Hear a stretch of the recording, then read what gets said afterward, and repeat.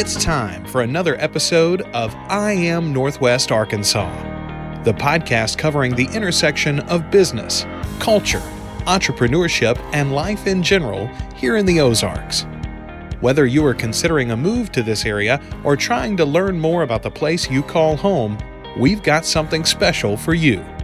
Here's our host, Randy Wilburn.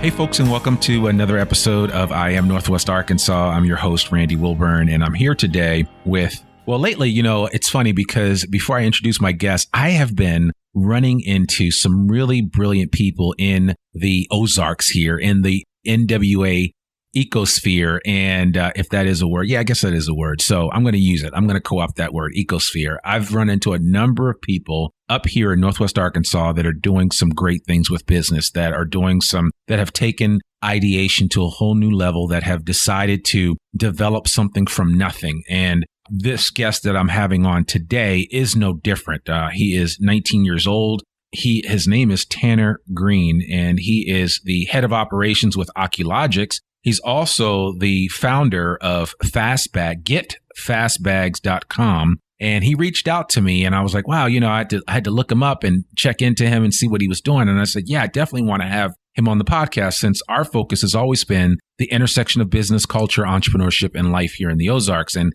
he represents a couple of facets of what we like to focus on here on I Am Northwest Arkansas. So without further ado, Tanner Green, welcome to the podcast. Yeah, thank you so much for having me. I really appreciate the introduction, and I'm very happy to be able to have this conversation with you. I'm just very passionate that we both share the same love for Northwest Arkansas. I'm an Arkansas native, and I've grown up here my entire life. So I'm just very grateful for this opportunity, and thank you so much for the kind words. Oh, no problem. No problem. Well, listen, why don't you tell the audience what we like to ask, and this is just a standard thing. Want to get your superhero origin story.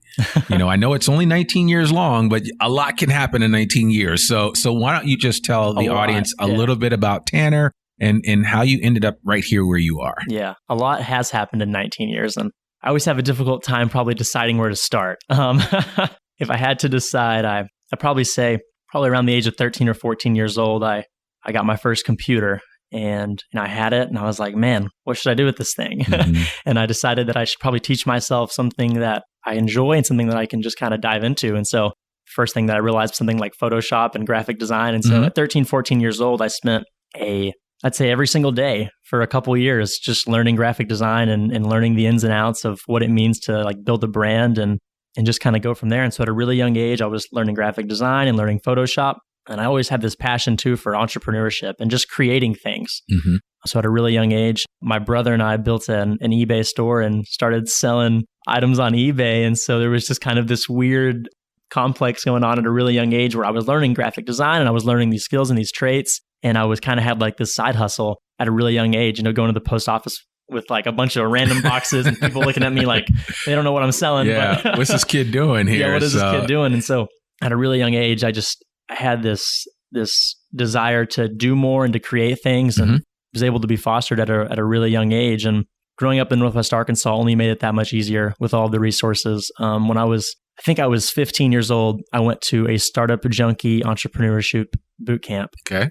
There I met Omar Kasem, who you've had on the podcast. And right. I kind of got this thirst for entrepreneurship. And it was kind of, with that experience, I was like, I want to be an entrepreneur, whatever that means. Like, that's what I want to be. And I'm going to go and I'm going to get it and I'm going to make it happen. And so that only expedited that process more and more. And throughout high school, I kept selling things on eBay, kept learning graphic design and doing everything that I can to just learn, and always seeking to understand why things work and never so much seeking to be understood, and just learning and trying to soak up as much knowledge.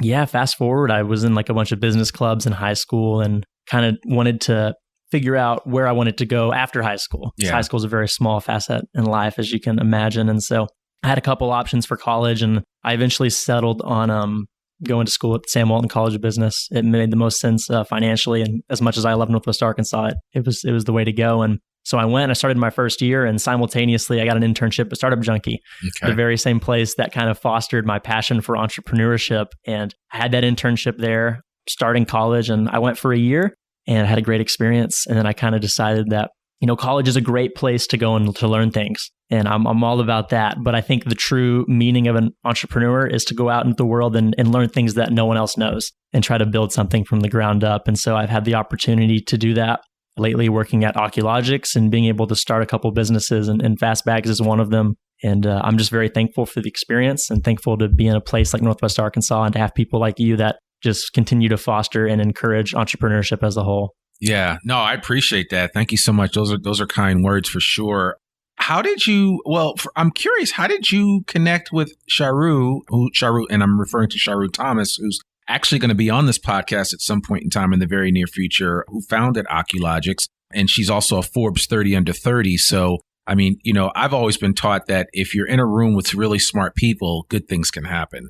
But how did you guys connect in the first place? Yeah. So when I was working at Startup Junkie, they had just launched the Fuel Accelerator cohort. Okay. And Oculogx was one of those companies. And I had heard about Oculogx and I thought it was incredibly interesting.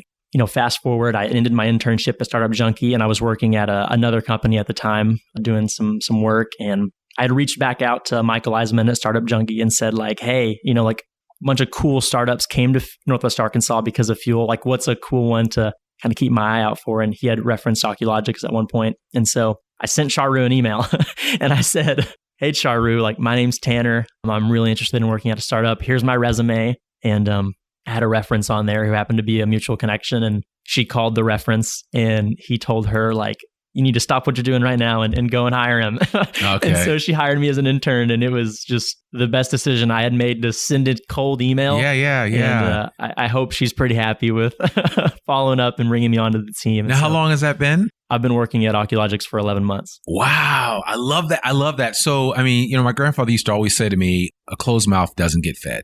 Yeah. You got to open up your mouth. Exactly and I tell people, and I listen to a lot of podcasts of different individuals, especially, I don't know if you ever listen to Guy Raz, How I Built This, which is a great podcast. If you don't, you need to check it out because he interviews all of the major players, but they all seem to have a similar line in their story where they didn't take no for an answer, right? So they were told no thousands of times and they just kept moving forward. The other thing was they were bold about just stepping out and connecting with somebody that they thought could help them get to wherever they ultimately wanted to go, right? And for a lot of us, especially those of us in business, we don't always clearly know where we want to go. We know we want to be our own boss. We want to be the master of our own domain. But the reality is where do we want to get to? And a lot of times I think it's good to have examples of people that have achieved something. And you're saying, I want to be I want what you have, maybe not exactly what you have, but something along those lines. And then you kind of go after it. So I certainly applaud you. And I think anybody listening to this, I don't care what stage of life you're in. Sometimes you just have to pick up the phone and make a call. Sometimes you have to write an email or send a text. Yeah. And you never know where that will lead. But did you think that you would end up where you are now 11 months later?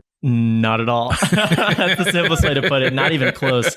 I've always kind of had this ongoing mantra that it's not about the plan. It's not about how you get there. What matters is that you have a goal that you want to achieve and that vision just exists inside your mind. And you just do whatever you have to do every single day in order to get there. And on that day, back in, July or August of last year, that day was sending an email. Like that was the to-do that day to make that vision a possibility. And, events just kind of compound over time. And here we are. And, if you make a bunch of small actions, they will add up. And that was just a small moment in everything that's happened that led me here. But. Okay. Now, so just for our audience perspective, give us a quick Cliff Note version of what Oculogx is. Yeah. Yeah. 15 seconds, whatever. Just give us something. So in their mind, they can say, oh, okay, I understand that, because it's going to reframe what I'm about to ask you after that. Yeah, absolutely. So Oculogx is a software company and we build software for order fulfillment. So if you go online and you place an order, someone, whether it's in a retail store or a warehouse, has to go and find that item. And so we build software for those employees that have to go and locate items. And the software just helps them work more efficiently, faster, and better. Okay. And now, so Get Fast Bags, which is something that you was kind of like, that's your baby, right? And so that, in terms of cart before the horse, did not come before Oculogx. Is that correct? No. So that came because of what you were exposed to at Oculogx. And then all of a sudden you started seeing other ways to ideate and come up with some bigger, better mousetraps. That's exactly right. So, Oculogx was building order fulfillment software, and I know I was getting some great exposure and learning a lot of, all the ins and outs of that space. And, then a global pandemic struck. And, I was that little thing that's happened. Yeah, I'm sure we've heard of it. That started to happen. And a friend of mine who also works at Oculogx, his name's Philip Cannon, we sat down and we're like, well, we should kind of make something, based on all this experience and knowledge that we have that can just hopefully make people's lives a little bit easier right now. Yep. And the product of that, after several days of sitting down for 12 hours straight, was fast bags. And it was, let's figure out some way to bring groceries to people's doors. Let's do it absolutely free. Right. And let's just try to make life a little bit easier for people right now. And if it works for a week, we'll have done something productive. If it works for a month, we'll have really contributed. And, if it can last for a long time, then that'll just feel really good knowing that when everything that was happening with COVID was going down, we were able to really make something that can have a positive impact and shine some sort of light. Oh, man, I love that. So walk me through this, because I know a lot of times when people hear this, they just think automatically somebody jumps on their computer and starts typing up a bunch of code. But I don't think it was that way. How did you guys kind of iterate and walk through this process so that people have a better understanding and appreciation for, what is required to create something? Yeah. So, I'm looking behind you that where there's a really, this room, the paint has, how these rooms have paint where you can paint on a dry erase board, which I absolutely love because you can put all kinds of stuff on here. But I would imagine you being in a room like this where you have this whole wall to just write up your ideas and oh, no, that's wrong. Erase that, start again and go that way. So walk us through that. Absolutely. So I think what's really important when you're creating a business is that you kind of decide, are a small amount of people going to love this, or are a bunch of people just going to kind of like this? Right. And, we knew being here in Northwest Arkansas, wanting to create something, in this vertical in which we were operating, that, a small amount of people need to really, really like it. Yeah. And so we kind of started there. And then you also have to create some sort of overarching thesis. And one of our overarching theses that we believe will come true over time is the fact that, grocery stores are going to transform in the next year, 5 years to 10 years. Or die. That's exactly right. You're either going to have to transform or not exist. Yeah, absolutely. And so we know that, grocery stores are going to have to make a change, and they're going to have to do so either by offering delivery or pickup. And that was kind of the thesis that existed. And then based, on our experience and our knowledge at Oculogx, it just kind of made perfect sense. We had all the technical infrastructure to make something like this without as much work as you might expect, right? Because when you build software for companies that just do order fulfillment, it's like you just kind of go, and it's not as simple as copy and paste, obviously, but it's like you've got a very nice baseline to get started and to build it on. And so, we kind of decided the direction that we want to go, and we made sure that it was thesis driven and that it was going to last. And then from there, you just start working, and having someone to work with definitely helps.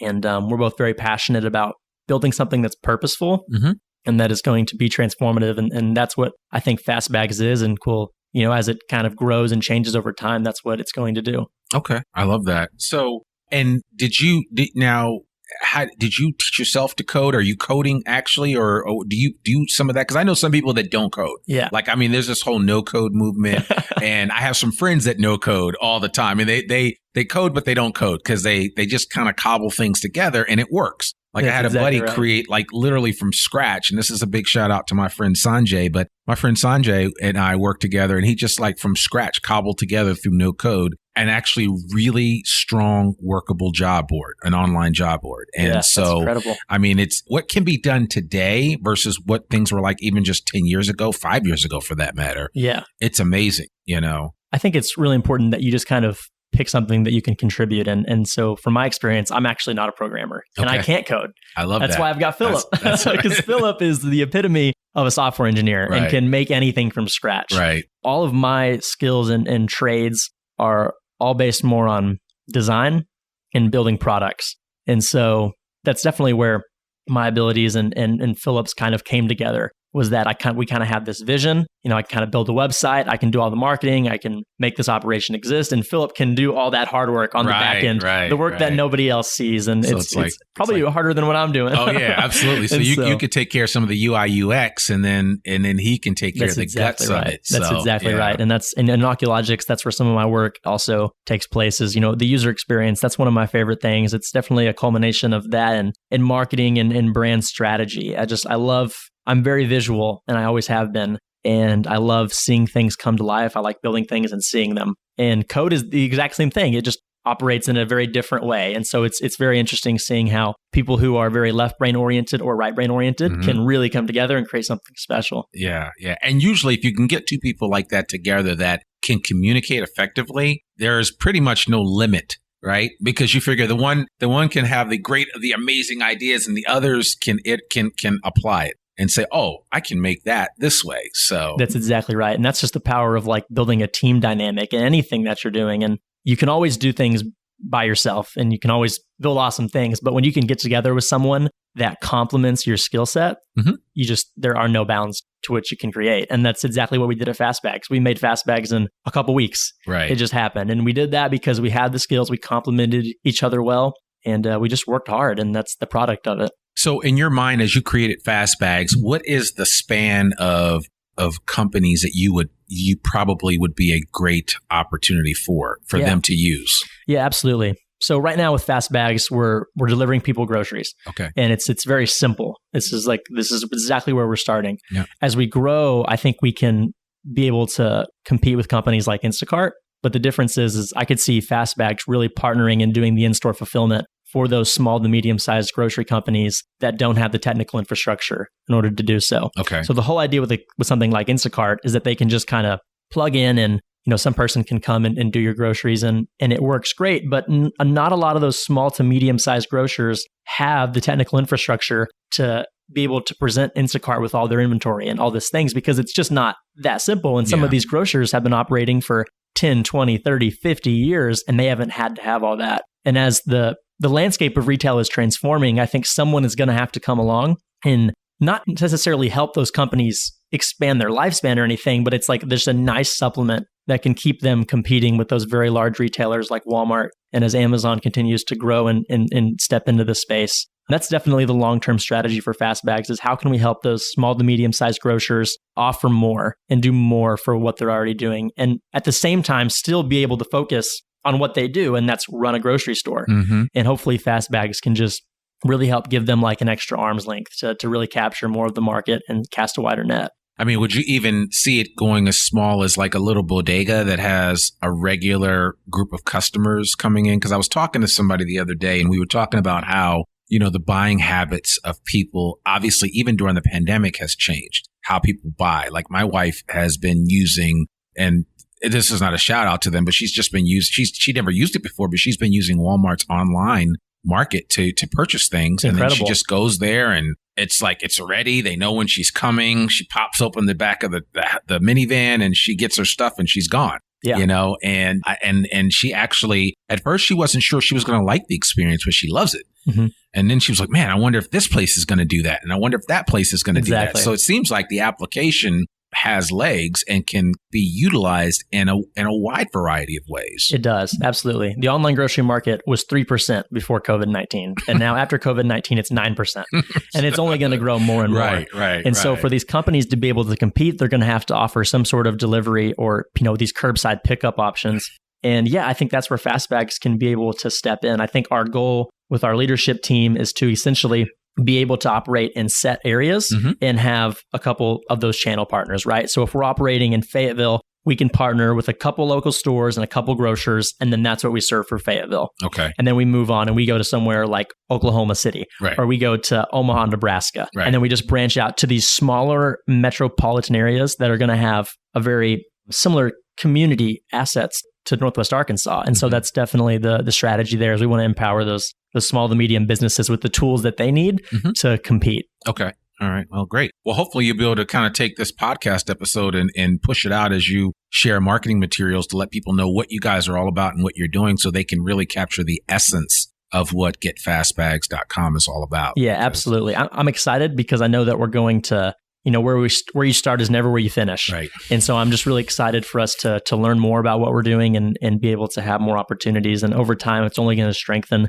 And hopefully, our thesis-driven approach is only proven to be somewhat correct. Yeah, absolutely. Absolutely. So I want to talk about you just a little bit more. So 13 years old, you get your computer. And I kind of remember those days because and I'm dating myself now, but I had a Commodore VIC. That was a big deal because like kids in 79 and 1980 didn't have computers at their home. But I remember my mom getting me a Commodore VIC with the floppy disk and all that. And, I wish I had really stuck with it like a Bill Gates did or some of these other people and really made it work. But I mean, you had that experience and it's morphed into something else. What do you feel is next for you? I mean, you're only 19. The sky is the limit. You've got two programs, 2 companies under your belt now that you're working with. And I mean, now, you haven't even graduated from college yet, have you? No, I decided to kind of forego college. I think that's kind of where the route that I'm going. Yeah, I might go back, but right now I think college is a really great track for a lot of people, and I think for me that the entrepreneurial route doesn't always require it, and I've always just kind of been like a self-starter, and so as I've kind of gotten to know myself more and more, I'm not sure college is the best avenue.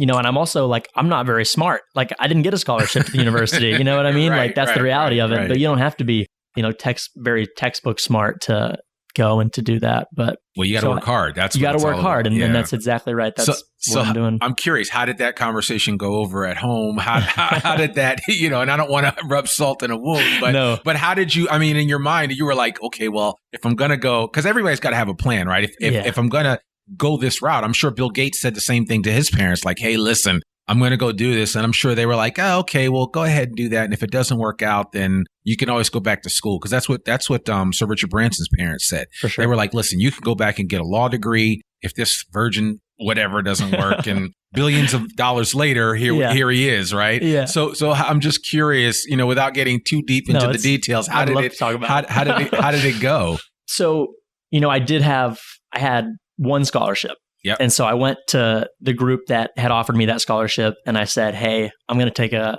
semester off. Can you guys put this scholarship on hold? And here's why I'm taking this semester off. Here's this opportunity that I have. And they said, yeah, we'll hold your scholarship. Go and do what you need to do.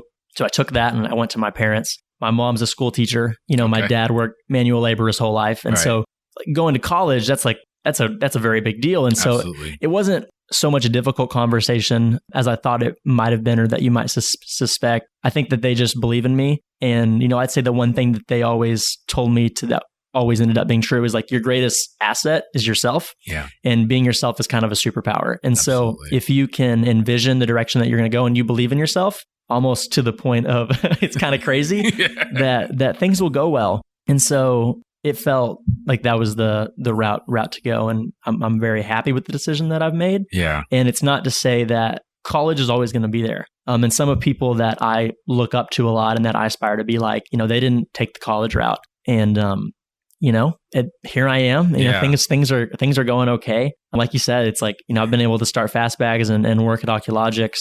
In the long run, it's like, I don't really know what I want to do yet. And I feel like that is kind of a great part about it is obviously I want to create transformative ventures that are going to make people's lives easier. Yeah. Like that's definitely the broader message for what I think I'm trying to accomplish. But I want to experiment with other things. Like I want to write books and I want to philosophize, about life. And that's kind of where I see myself in the long run. And, the only way to get there is to live life and to make mistakes and to do things that I'm doing now. And so I think that this is just for me, a very early stage in what's to come. And I don't know what the future looks like, but I know that I just keep working hard and putting myself hopefully in situations to, if you don't succeed, you're going to learn a lot, that this is a great place to be at. Absolutely. Well, I've always been a big believer that your experience or testimony or whatever you have to share about your life work is really what people relate to, right? Because a lot of people will end up seeing themselves in you. So maybe somebody listening to this is 16 years old right now, going to Fayetteville High School, but he's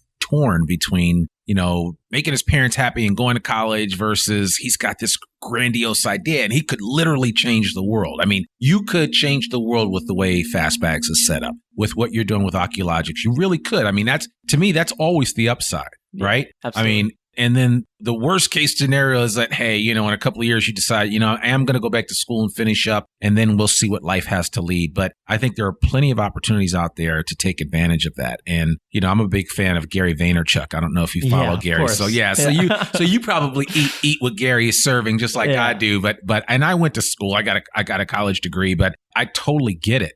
And I now more than ever before realize that some people, and I'm not suggesting that's your case, but some people just aren't cut out for college. Yeah. Doesn't mean that they won't go on to do great things. I understand that we hold a college degree in high esteem in this society, right? But there's a ton of folks that I personally know that have done amazing things, have made more money than they ever know what to do with, and they never stepped foot inside of the four walls of a college classroom. That's exactly right. And, I had a very different life experience than others might have as well. Like my brother is like one of the most important people in my life and is like my biggest role model. And he's 32 or 33. I can't even remember. And, he went to college and he got a bachelor's and he got a master's, and and he told me it's like, hey, I went and did this, but like, this isn't the way, you don't have to do this. Right.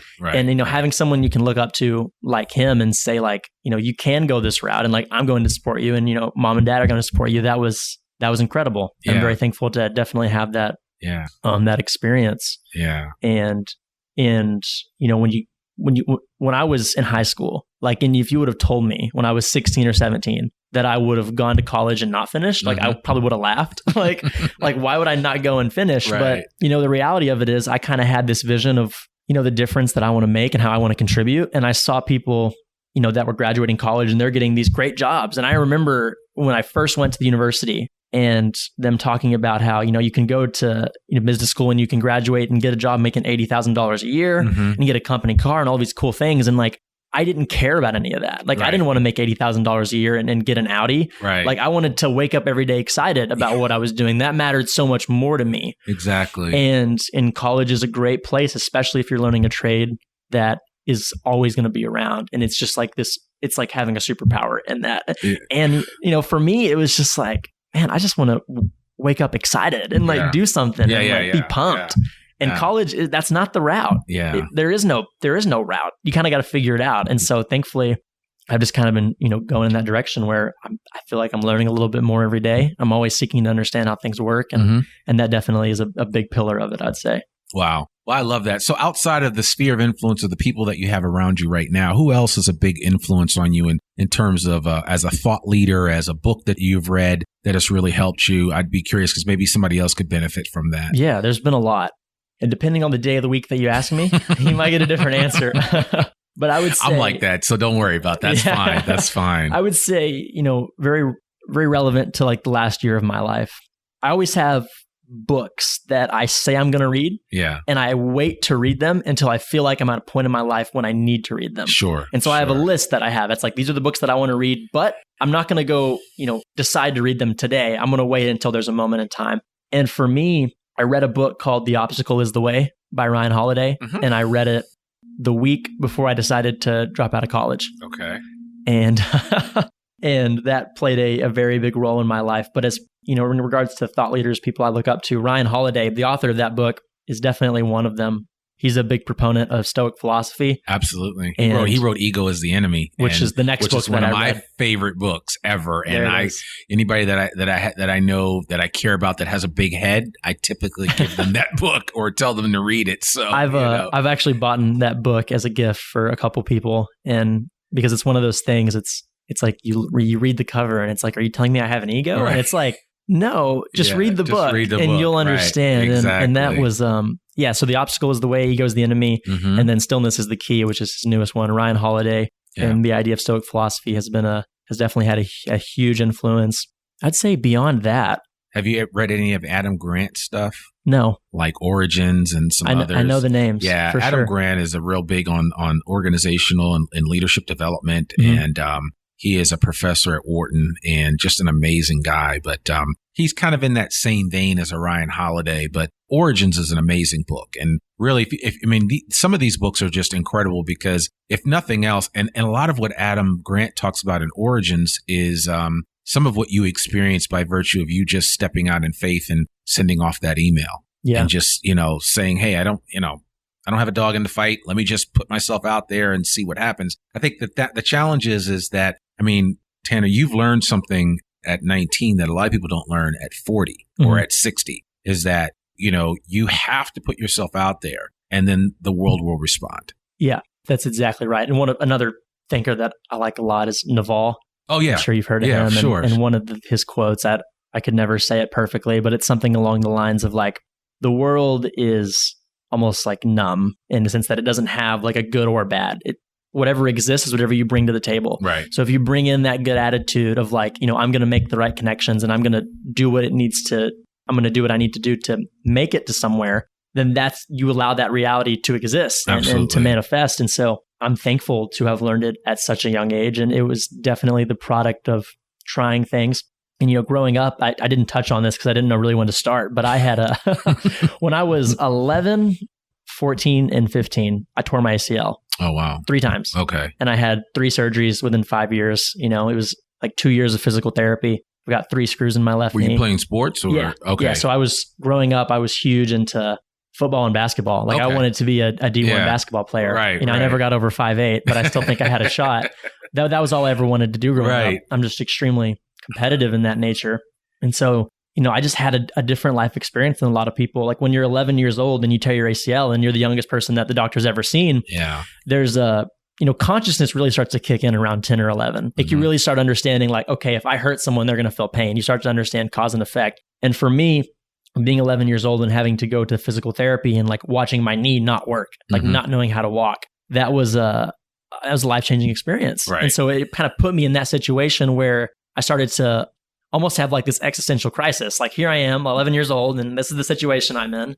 And then that only, grew because it happened 2 more times. And then on the 3rd surgery, they had to go into my good knee. And so I'm laying in bed at 15 years old. There's so much to go do in the world. Neither one of my legs work. My parents have to like hold me in the shower. And, there's no reason that it happened along the same time that my passion to go out into the world and to just make things, it all kind of mixed right at the same time. Like it's not by accident. No, absolutely. Absolutely. And things happen for a reason. So yeah. And I firmly believe that, but I appreciate you sharing that because I think that's good for some people to hear. Sometimes we ignore those things and just think, oh, that was just a bump in the road. No, it wasn't a bump. It was, a reminder that, hey, there may be some other things that you could do. And you're given that time to exercise that option and see what happens. I think, honestly, this bump in the road that we've had with the pandemic, I mean, a lot of lives have been lost. And I was really sad last week because, when they announced that we had hit 100,000 people due to the pandemic, and it's just sad all around. But I also thought about there's the human cost, but then there was also an opportunity that was created by all this extra time that we've had with ourselves just to think and to process things. Like I've had more time with my family, of course. I've had more quality family time, but there's also been just opportunities for me to ideate and come up with new things that maybe I can do. And if I had just been continuing to move at 90 miles an hour, like I was pre-pandemic, I don't think I would have had that opportunity. Yeah, I could not agree anymore. Especially when I was in that situation growing up, it's like when you're just laying in bed and there's nothing you can do, it's like I can sit around right now and choose to be miserable. Yeah. Like, because the reality of it is like I was sitting in a house that had AC, I had running water, like I had everything I needed to survive. We just get so comfortable. It's like, but I chose to put myself in a situation where I can like learn something and make this for the better.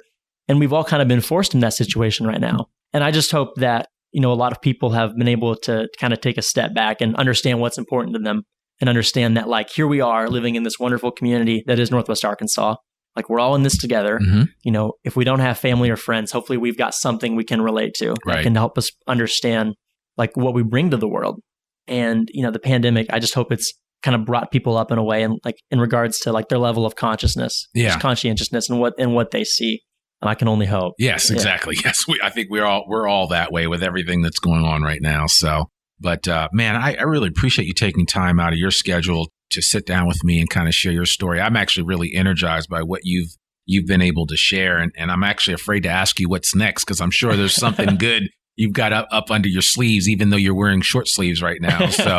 So that's exciting. But seriously though, what are you hoping to see come to pass with Get Fast Carts and fastbags.com and what you're doing with Oculogx? Yeah. It's a difficult question because I think it's important to think about the future, but it's also important to understand that what you're doing right now really matters. And so it's important to execute. I hope with Fastbags, we're just able to create something that's sustainable, something I want people that work for Fastbags to be able to wake up in the morning and be proud of the fact that like they have this job and they appreciate it and they respect it and they're thankful for it.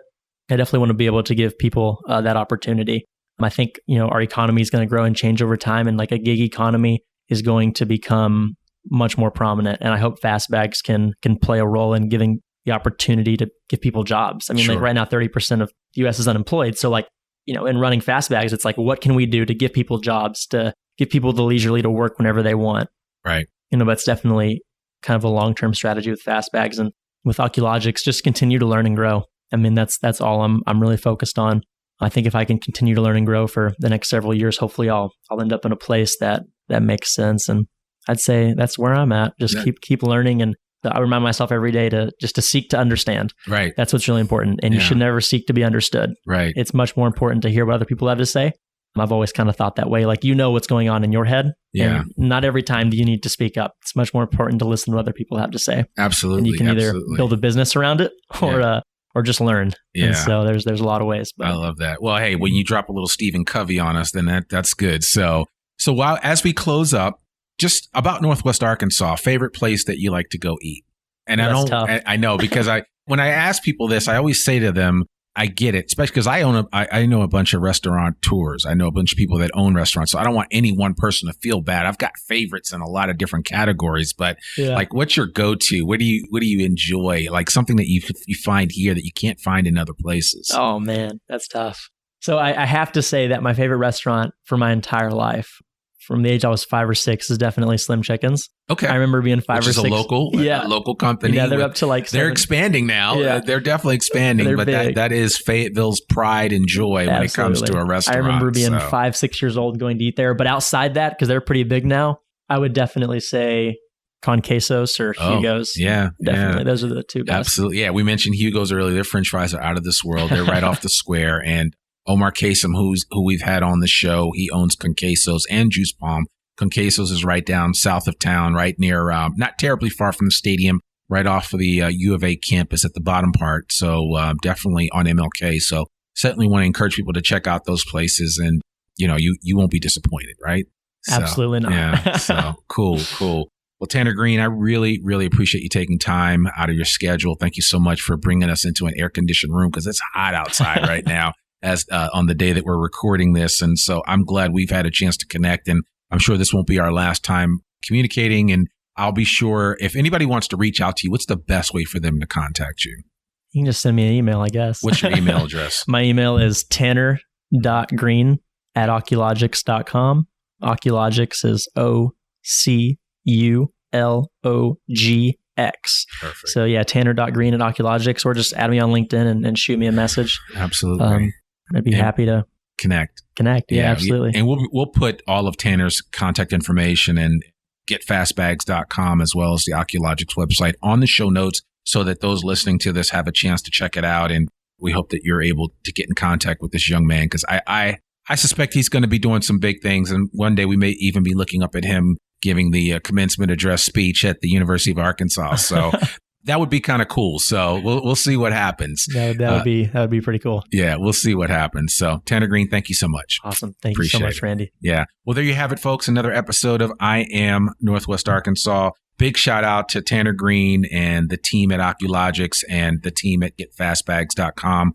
Just to give them a quick shout out, please check out getfastbags.com if you are a company looking to expand and looking to put your product out there in the most expedient manner possible. You need to check in with Tanner and his team and see how they might be able to help you out. This, of course, is in no way is a sponsor for them, but we're sponsoring them as far as that's concerned. And so we really want to encourage you to check them out. I think this young man's going to do some amazing things in the future. So I'm going to continue to stand on the sidelines and root for him, as I would encourage you to do the same. And if you really are moved by this particular episode, you can check out all the other episodes we have at IamNorthwestArkansas.com. And we encourage you to share, because as we say, sharing is caring.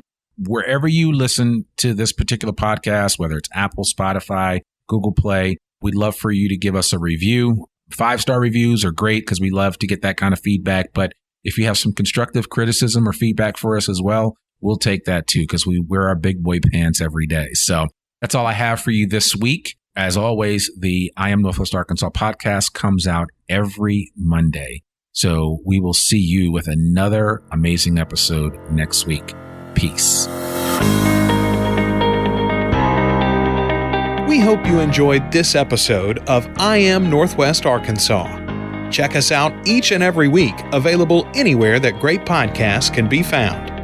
For show notes or more information on becoming a guest, visit IamNorthwestArkansas.com. We'll see you next week on I Am Northwest Arkansas.